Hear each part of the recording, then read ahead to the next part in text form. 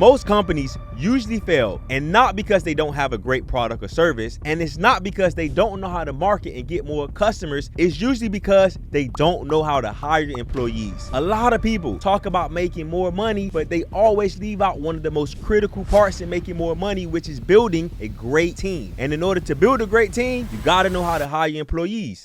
I did some research, and one of the things that I saw was that 75% of companies make the wrong hire. Within that, they've lost $17,000 on average. To put things into perspective, that is how important hiring is. You lose $17,000 on average if you make the wrong hire. In this episode, we're going to break down the poor mindset that you have to overcome when you're hiring employees. So guys, today is going to be a real breakthrough for a lot of you guys if you're growing companies. We also going to give y'all the full game on how you need to be recruiting people. And you want to make sure that you watch until the end, because we're going to break down our 9-step hiring process. So let's get right into the episode.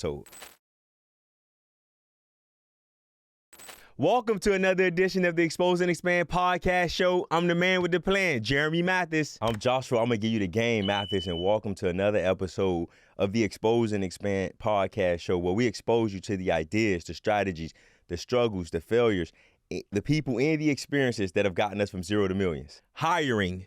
Yes, hiring employees is something that you will have to do if you want to build a real company and make millions. It is not something that you're going to be able to avoid. Whether it's low level, mid level, or high level employees, you will have to hire people. Think about it. Hiring is something that is critical to your business and your life. And if you do it wrong, your business and your life will be negatively affected. Hiring people is something that if you want to achieve massive success, if you want to have massive wealth, if you want to leave a real legacy, you will need a team. And the only way to build a team is if you hire people. Me and Josh have had to go through so much agony, so much pain, make so many mistakes in order for us to learn our current hiring and recruiting strategies. And we want to expose you to that today. So in today's episode, we're going to teach you when to hire and how to do it. We're very excited about it. Let's get right into it. Let's do it. Let's do it. Hiring has been one of those love-hate relationships that we've had for a long time. And when we first started in business, our first company, which was our real first company, when we started hiring, that was just it was a roller coaster for us. Like, I'm sitting here thinking about it, and I'm just like, man, like, this has been a roller coaster journey for us. It really just hit me. But while we was in our production meeting, after our production meeting, I did some research, and one of the things that I saw was that 75% of companies make the wrong hire. But within that, they've lost $17,000 on average. So just think about the money that these companies have lost, but also the time that these companies have lost just by hiring the wrong people. So if you get it wrong, it could do some detrimental things to your business. No, for sure. Hiring is something that, like Josh said, and like when he had sent me that research, it was from Career Builder, and on average, just think about it. If you make one wrong hire, you're losing $17,000 that's coming out of your pocket. To put things into perspective, that is how important hiring is. You lose $17,000 on average if you make the wrong hire. And you guys need to understand how critical it is. And the reason why we want to expose you to this is because this is something that, again, we're exposing you to the things that have gotten us from zero to millions. And this was one of the top 5 most critical things that we had to learn and that we're still actually learning. Hiring is something that you would have to do if you want to make money. Because before, me and Josh, before we started to make like the money that we make now, we thought we could do everything by ourselves. We didn't understand that you needed a team, and that on that team you needed real players, and the only way to do that is through hiring. So guys, today is going to be a real breakthrough for a lot of you guys. If you're growing companies, if you're starting out, if you're a one-man show, I guarantee you after this show, after listening to it in its entirety, you for sure are going to want to go out and hire your first employee, because we're going to teach you how to do it. For a long time, we was anti-hiring. We didn't want to hire nobody. Like you said, we had that figure it out mentality. We had that, oh, we can do it all on our own. And we quickly found out that you're gonna burn out really quick. But I think for us, one thing that I want to share with the audience is that it's the mindset that you have to have around hiring. for us, we had the wrong mindset. We always waited too late. When we did start hiring, we always waited too late. Or worse, like most entrepreneurs, they think they don't have the money. And that was a big headache for us when we first started. We was like, oh, we don't have the money to hire this person. And one thing that we quickly found out, you can't afford not to hire key players and people that you need on your team. Yes, if your business is making money, you need to figure out how you can grow your team and start to hire people. It's like Josh said, that was a mindset that we had to overcome. Oh, we was making money, but we can't afford people. And for us, you think about how many bad situations we put ourselves into for waiting too long to hire, and then when we did it, we did the wrong thing. So for us, one of the examples that we're going to talk about today, even before we talk about an example, like I want to dive a little deeper to help the audience overcome that struggle, because I'm sure if we had that struggle, other entrepreneurs and business owners are having that same struggle. Why do you think most entrepreneurs wait too late to hire, or say they don't have the money to hire? You already said it's the mindset. It's the mindset, and it's not under. And it's one, it's the mindset, and then two, it's lack of exposure. It's really what it is. Because once you got exposed, the basis of this show is exposure leads to expansion. Once we got exposed to hiring and what it could do for our business, now we are always looking to hire. We're always recruiting. We're always trying to add people to the team because we were exposed to it. So for us, that's why I said after this show, everybody, now that we've exposed you to it, you need to go out and make that you need to go out and start hiring. So I just think it comes down to mindset and lack of exposure. I think it's really just a lack of exposure, because you don't know what you don't know. And if you've never hired someone before, you don't know how to do it and you don't know when to do it. But like you just said, we got exposed to it. We got exposed to understanding the importance of hiring people. We got exposed to the importance of being able to delegate tasks so that we can free up our time. Nah, for sure. So one of the things that Josh had talked about earlier before he asked that question was waiting too late to hire. And we made that mistake way too many times, and I guarantee you will never do it again. Because when you wait too late to hire, you set everyone up for failure. Everyone within the organization, you're setting them up for failure if you wait too late. Even if you're a one-man show, you wait too late and you bring in a person, you're setting them up for failure if you wait too late. You're bringing them into chaos. You're bringing them into something that is going to negatively affect you and negatively affect them. And I'll give you guys a prime example. With our first company, Dr. Clean, we had grown the company to a good amount of offices where me and Josh, we could barely keep up with cleaning the amount of offices we had as clients. So when we first started, it was me and Josh. We growing the business, we adding clients, and we're doing the cleaning ourselves, and we waited too long to hire. When we waited too long to hire, and we got to a point where when we did eventually hire, it was chaotic. It was literally a nightmare, because we were trying to train employees on how to clean the offices, while after training them, then going to clean the rest of the offices that we still had to clean. We brought people into something that they had, and we didn't give them the opportunity to succeed. So when you wait too long, you are really doing yourself a disservice. I remember when we was talking about it earlier, and I was thinking about Dr. Clean, and I was thinking about all the things that we did wrong, and obviously, as you just said, waiting too late to hire. And I want to take the audience just 30 seconds to a minute, and let's go a little deeper with that and show them what chaotic looks like. So guys, one thing that, like Jerem just said, we waited too late to hire. And a part of that was we didn't train them properly. Because we waited too late to hire, we was adding more offices and not enough manpower to help us.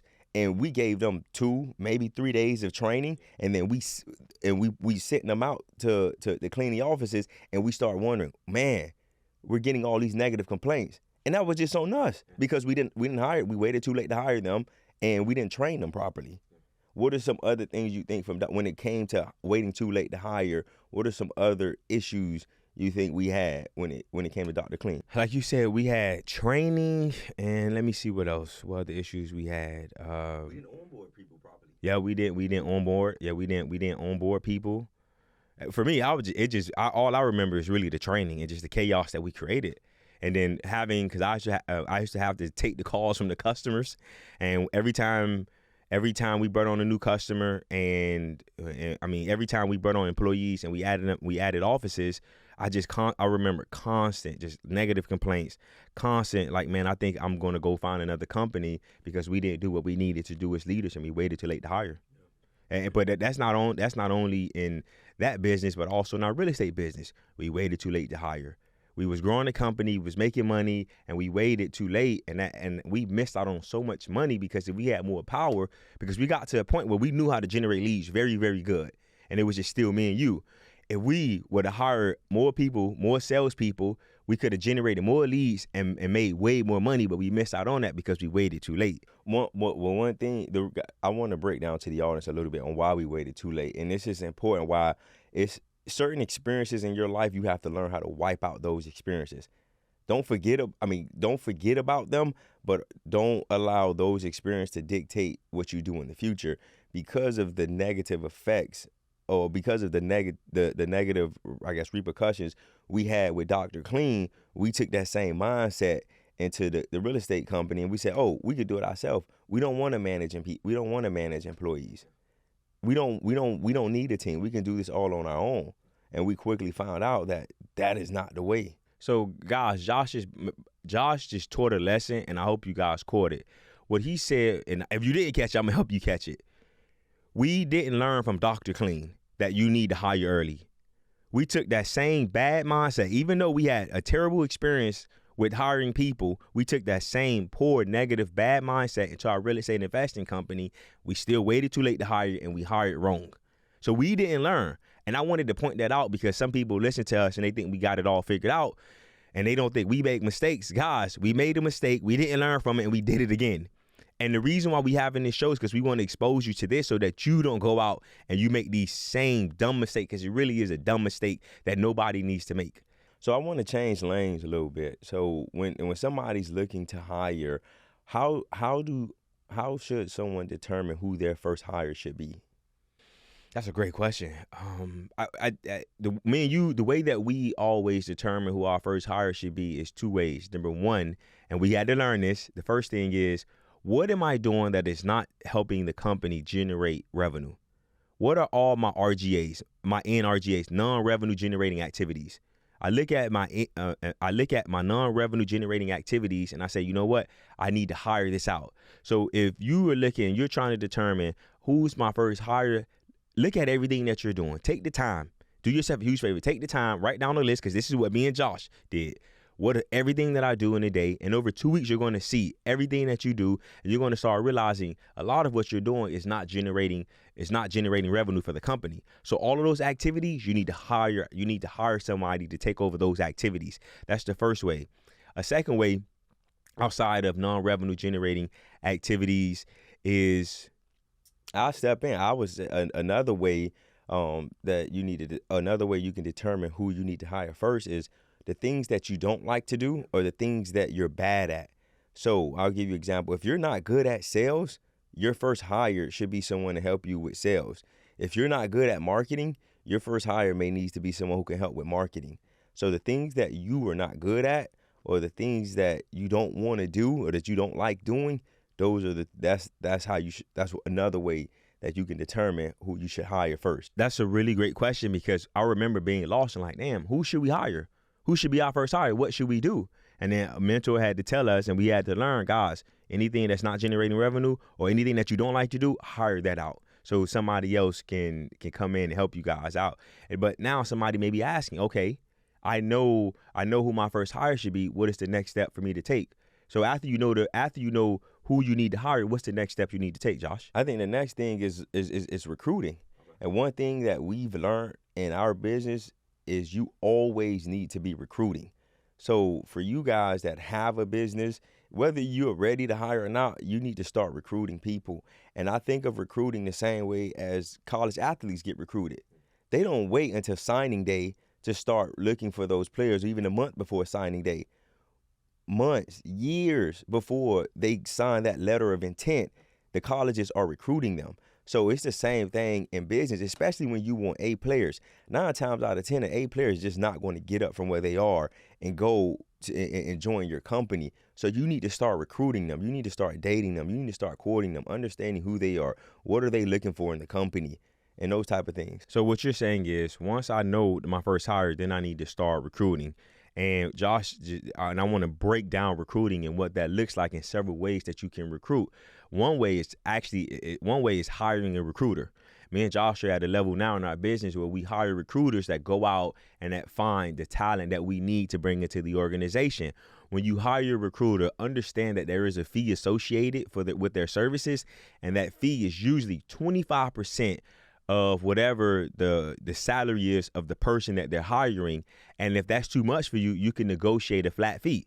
You got to be creative. That is something that we had to learn and understand. Because when we first started hiring, we did it ourselves, and then we graduated to a recruiter, and people told us, oh, recruiters want 25%. If you young and you scrapping, you in business, you got to make a way. And we had to make it do what it do. So we negotiated with recruiters, and we always negotiated flat fees because we knew, okay, this is what this is an expense that we know we're going to have. If you're a small business, you don't want them to recruit somebody and you think you're going to pay 80, and they're a great person and they're a great team member, and they come in, they want 100. So your expense just increased without you even knowing it. So that's why we always say, if you're working with the recruiting firm, try to negotiate a flat fee. That way, you know, going in how much it's going to cost you. How much it's going to cost you. Another way you can recruit is using social media. So Jeremy and I say this all the time. A lot of people use social media for the wrong way, and it's just a lot of people just consume, and they don't use it to produce. So for you, if you know you own a business, you need to be putting fillers out there. You need to let people know, hey, I'm hiring for sales. Hey, I'm hiring for marketing. And even if you're not looking to bring somebody in right there at that specific moment, just still go through the process. How do I recruit these people? How do I court these people? How do I start the conversation with these people? Yes. Another way that you can recruit is through online recruiting platforms. This is how we first started when hiring people. And those online recruiting platforms is, if you are in business, you've heard of Indeed, you've heard of ZipRecruiters. Those are the platforms that we use to make our first few hires, and they were extremely helpful because those platforms are built out to take your money. And when I say take your money, meaning in a good way, they make it so simple for you to find the people that you need to find, because when they go on there, they have different filters. They have everything that you'll need, and it's basically an easy system for you to use. So another way that you can recruit, again, is through online recruiting platforms like Indeed and ZipRecruiter, and that is for people that are in the States. But we also recruit virtual assistants. And the way that we recruit virtual assistants is through a couple websites, one being onlinejobs.ph. I'm going to say that again, onlinejobs.ph. And that's how we find virtual assistants in the Philippines. Another website that we use to recruit and hire is upwork.com and fiverr.com. And guys, those are multiple websites that I just gave you that you can use to recruit and hire talent. And the last thing to do to recruit, Josh touched on it, but I want to go into it a little bit more, which is networking. Let people know what you got going on. You don't know who knows who. If you talking to other business owners, we've hired people from other business owners that was getting ready to let somebody go because they had to downsize their company because of changing the economy. So you got to let people know what your struggles are and what you're looking to do, because you never know. They may have the answer that you're looking for.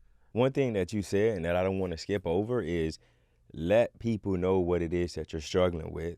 Guys, it's important that you let people know what's going on. That's one of the lessons that Jerm and I had to learn. We talked about this in a previous episode where we were taught, if there's problems, you don't want to share. And that's the wrong way to think. If you're struggling with something, if you need help with something, make sure you have a network of people who you can reach out to, who can help you. And then like Jerm just said, we've hired some great talent. We've hired some great people from people within our network.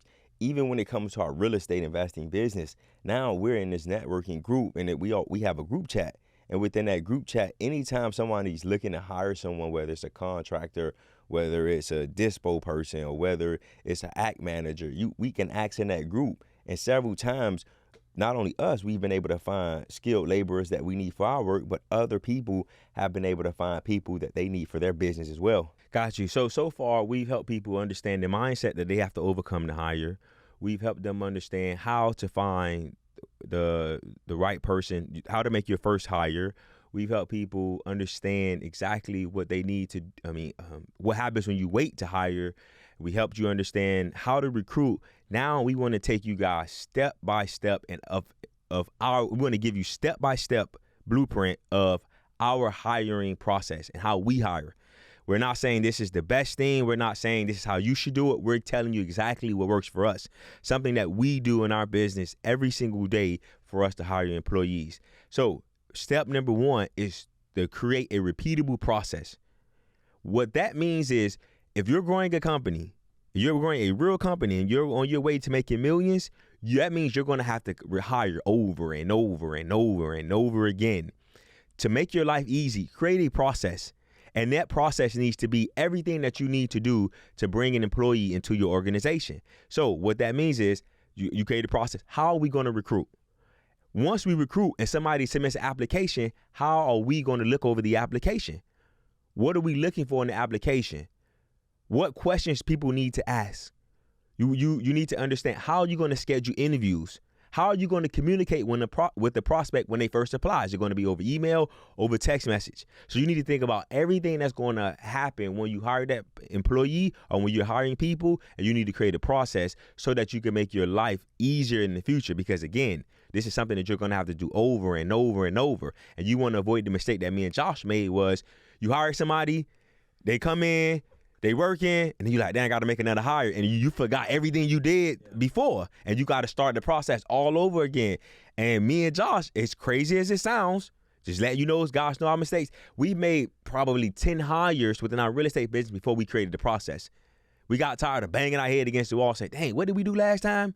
So guys, step 1 is create a process and follow that process every single time you hire, and understand that process will continue to grow and evolve as you make more hires. And guys, if you're listening to this, side note, if you're listening to this and you guys want a hiring process, be sure to leave us a comment on YouTube or send us a DM on Instagram. We'll be happy to share our hiring process with you guys. The next step as a matter of fact, what we can do is we can leave a link down below in this episode, and you can just download the steps.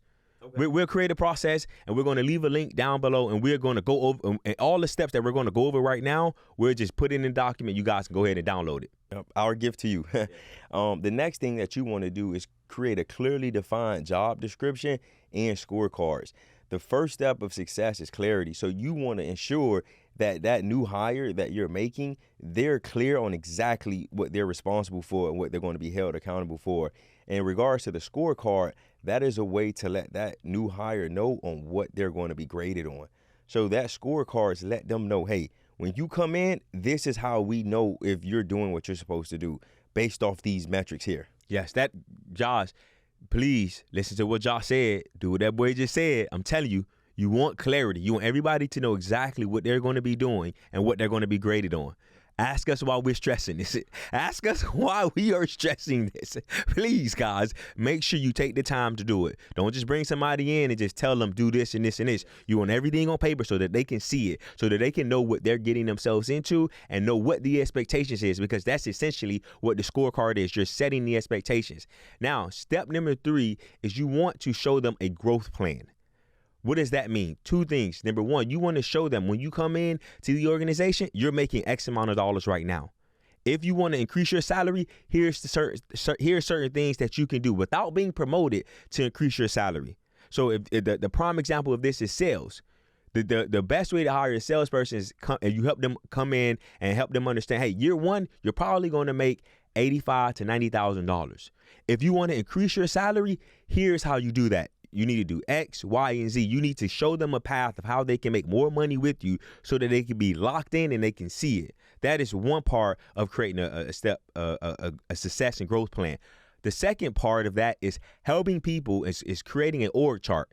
When you create an org chart, you help them see how they can grow within the organization. They may start off at the bottom, but you can show them, hey, right now you're just an acquisitions manager, but you can grow to a senior acquisitions manager. And then after you go to a senior acquisitions manager, then you can go to the sales manager and you can manage the entire sales team. After you become a sales manager, then there's the next position.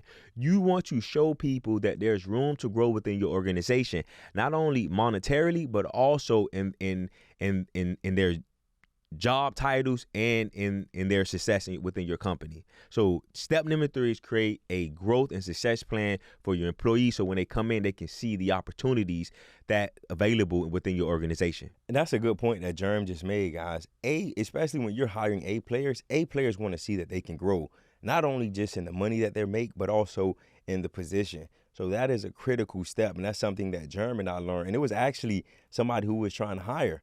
He was an A player, and he told us, you guys are not ready for me. Yeah. You guys are not ready for me. We didn't have a growth plan. We didn't show him how he could make more money, and he set us straight. So that's something that we learned a few years ago. The next step. Hold on, guys. He told Josh he wasn't ready because nobody ever tell your boy Jerm that. Hey, guys, he was a sales guy. Who y'all heard on the past interviews? Who runs our sales department? Who runs our sales department? And I actually was me, and that was a good gut check because it helped me understand. Like, dang, I want to know how I'm going to grow. I want to know what I'm going to do. What's the next step in my life? If I'm coming to somebody's organization, that's something that I would want to see as well. So real gems right here, guys. Facts. The next step, which is, in my opinion, arguably one of the most important steps, is the pre-interview preparation. The what? The pre-interview preparation. So you want to ensure that before you interview that person, that you are prepared and that you understand who you are interviewing. So a part of that, number one, is we have people take a personality test. A personality test such as the Myers-Briggs or the DISC assessment or predictive index. We want to understand this person's personality traits. Every role that you have in your company, there's a certain type of personality trait 9 times out of 10 that it can excel. So you want to understand that. Another thing when it comes to interview preparation for that interview is going over their resume and understanding who they are and what their experience has been. And you want to go ahead and tailor questions based off of their resume, but then also tailor questions based off of the position that you're hiring them for. And another way that you can prep for that interview is is calling on mentors and colleagues. Ask them for their help. Hey guys, I'm looking to hire a salesperson. Hey, I'm looking to hire someone in marketing. What are some questions I should ask? What are some things that I should do to ensure that I'm prepared for this interview? One of the most important things that you guys can do in the pre-interview prep phase that Josh just explained was prepare.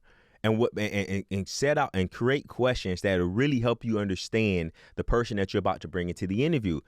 We're exposing you to this because we made this mistake where people come in, we was not prepared. We had no questions prepared. We never looked over resumes. We just went in, sat down and have a conversation. Guys, that is wrong, and you're setting yourself up for failure. Proper preparation prevents poor performance. You guys got to understand, if you're bringing this person into your organization, they're going to help you achieve your goals. And you want to know if they're the right person. And the way that you do that is by asking specifically tailored questions to see if they have the ability that you need for them to have and if they can execute, if they have the experience. But the only way you'll know that is if you prepare questions that really help dig that out of people. And because everybody come to the interview, they on their best behavior. They good. So you got to be able to tailor real amazing questions to make sure that you get out of that person what you need. Don't skimp on that. So after you do the pre-interview prep, the next step in our hiring process is the actual interview. Take the interview seriously, guys. You need to, again, after if you're prepared for it, you come in. And the first thing that we do in our interviews, we help people understand what our mission is, which is why we do what we do. We help them understand what our vision is, what we will accomplish in the future, and we help them understand our core values, how we accomplish everything that we do here. What are the set of rules that we do within our organization? You want people to understand that so that they can see if they are a right fit culturally, because some people may disqualify themselves if they're not in alignment with your mission, vision, and core values. Also, in this interview, you need to set the expectations for what it's like working in this organization. Not only should the prospect be interviewing, not only should you be interviewing the prospect, but the prospect should be interviewing you. A real A player will interview you. You will know that. And in that interview, you need to set proper expectations and let them know, coming in here, within this organization, we're going to work. We have standards. We live in excellence. We live and breathe greatness. And that is what it's like to be in this organization. If you lackadaisical and you ain't trying to achieve greatness, bro, this ain't for you. All of that needs to be discussed in an interview so that people know what they're getting themselves into and you know what you're getting yourself into when you hire them. Slow down before you wreck out, man. That was really good. And one point that Jerm said that I want to drive home is you're interviewing them and you're asking them questions, but also they're asking you questions. one thing that I've noted when you said that, and I thought about it instantly, the bad hires never ask us questions. They never ask us questions. Yeah. The A players ask questions because the A players want to make sure that they're in an environment where they can win. They're in an environment of where they can grow. So after you interview them and you've decided that this is the person that you want to go forward with, the next step is just to hire them. So there's a bunch of different documents that people need to sign. There's an offer letter. They need to sign the application. They need to sign the I-9 form. They need to sign the paychecks document. So depending on how you're going to pay them, is it going to be direct deposit or checks?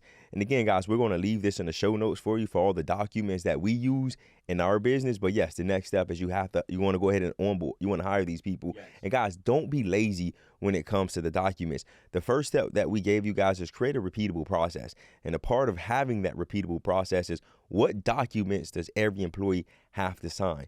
So that you're not making the mistake that we made in the past and trying to figure out, okay, what they need to sign. You already know exactly what they need to fill out. Yes. So after you hire them, then this is a critical step, like every step in this process, is the onboarding. When people come into your organization, they coming in, they don't know what's going on. So part of onboarding is getting them up to speed, and you want to spend time doing this.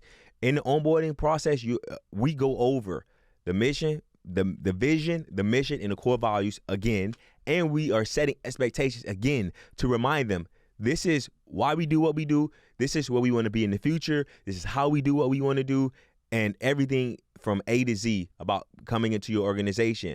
Onboarding, you also want to give them the policies and procedures. You gotta let people know, hey, this is how you want. If you want to request off days or you want to request vacation, this is how you do it. So that onboarding phase is getting people acclimated to what it's like being within your company, and also they're meeting all the team members. If they didn't do that within the interview, you're giving them access to all of the tools that they're going to need in order to have the success that you hired them to have. Giving them access to the emails and everything else that they're going to need. Onboarding is a critical phase, and do not overlook it. Spend time making sure that you're properly bringing somebody into your organization so you're not setting them up for failure. The next part, which is another critical part, is once you've onboarded them, it is training. And guys, Jeremy and I have got this wrong for a long time. Still gets it wrong. up until about, I would say, 2 years ago, maybe 2.5 years ago, that's when we really got serious about training. And guys, I want to make this clear. Training does not only happen when you onboard them and when you bring them on. Training is an ongoing thing. Training is something that you want to do, in my opinion, every day in your business. Every day you should be training. And for me, I look at training like trying to grow your muscles. If you want to grow your muscles, every day you need to go work out and you need to train that muscle. You need to break that muscle down. And that's the same thing with training. And for Jeremy, we seen exponential growth in our business when we started to train our employees. Not just when we brought them in, but when it was ongoing training. Don't be lazy with the training either. Put together a real training program that helps your team. And the reason why I say that, because I was lazy when I created our sales training within our organization when I first did it. And guys, it was a huge mistake. If you ain't training your people, they ain't getting better. You want them to get better so that you can make more money. You're leveraging their time and their skills. Make sure you're training them and you're spending a lot of time doing that. And the last part of our hiring process is reviews. So after you hired them, you've done an interview, you've onboarded them, you trained them, they're in the company, you want to do reviews. And the way that we do reviews, and within the first 90 days, we are doing a review every 30 days. And that review is letting the team member, the employee, know how they're doing, how you feel about them, what they can improve on, and you're getting their feedback as well, because you may think your hiring process is good. You may think your training and onboarding is good, but you want to see the areas that you're falling short in, the areas that you need help with. So every 30 days, you want to sit down and create an open floor where you guys can dialogue back and forth, because what you don't want to happen is somebody who's sitting there like a frog on a log and they lost. They don't know what's going on, and you don't know what's going on because you're not communicating with them.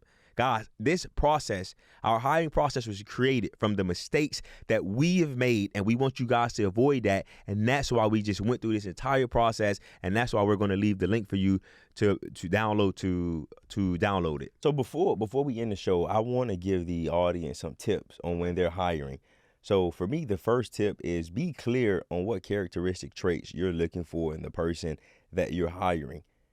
That's going to be once you understand the characteristic traits that you're looking for, you can clearly articulate that, one, in the job posting or when you bring that person in. Facts. Another tip, background checks are a must. You need to do background checks, guys. You need to know who you bringing into this organization, because you do not want to bring certain people to your organization. You got that's self-explanatory. On to the next. Next is call their references. Don't be lazy when it comes to the references. Be sure to get personal references and business references and call every last one of them. And as we mentioned in the process, be prepared. Know what questions you want to ask when you're calling the reference. Next is cheap. It's not always good, guys. Don't be trying to get everything for the low.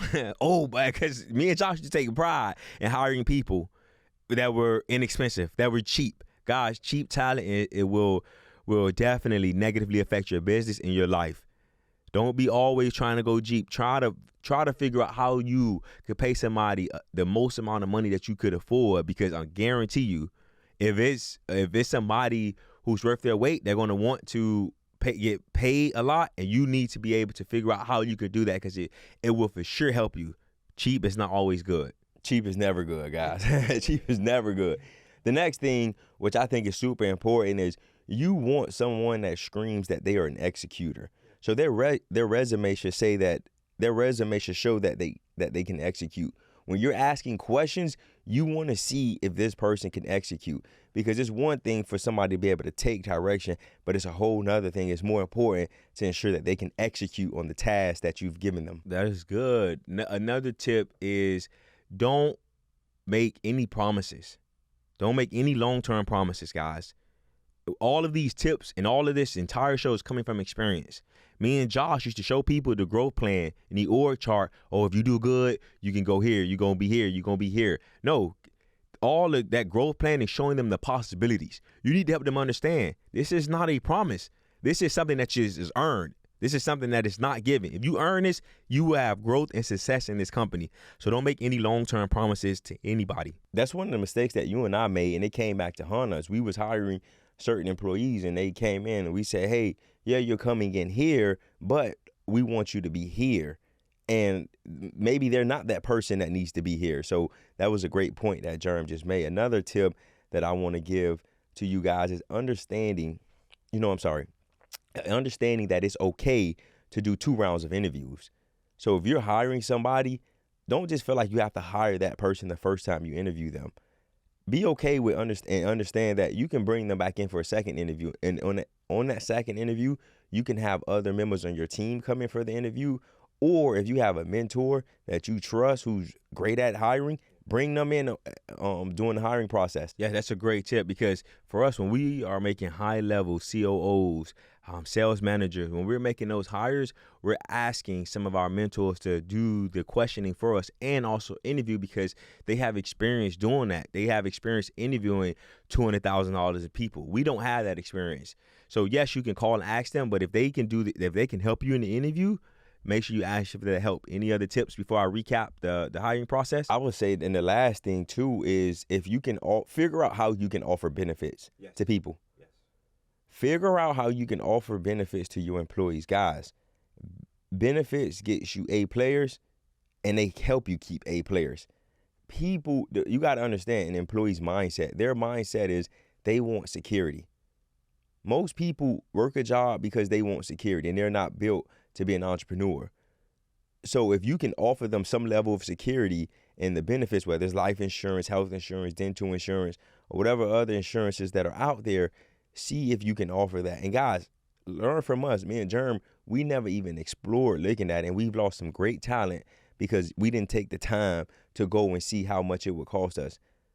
And I'm sorry, not even how much it's going to cost us. It's an investment. You're investing into your employees. So guys, that was that's one of the biggest lessons that we've learned in hiring. And before I recap the hiring process, just to give you guys an understanding, benefits, health insurance, dental, vision insurance. You ain't got to do all of that, but if you can offer something to people, especially health insurance, that is something that is definitely beneficial to people. So guys, I want to recap before we end the show. I want to recap our hiring process. Again, we're going to leave a link down below in the show notes so you can go and download this so you can have it. But I just want to recap it really quick. First and foremost, you want to create a repeatable process. Number two, you want to clearly define the job description, have a clearly defined job description and the scorecard so people know how they're being graded. The next thing you want to do is build out a success and growth plan so the hires can know what it is like to grow within your company. Step number 4 is pre-interview preparation. You want to prepare before you interview people. Step number 5 is the actual interview. In that interview, you're setting expectations and you're trying to see if this person is the right fit. Step number 6 is making the hire.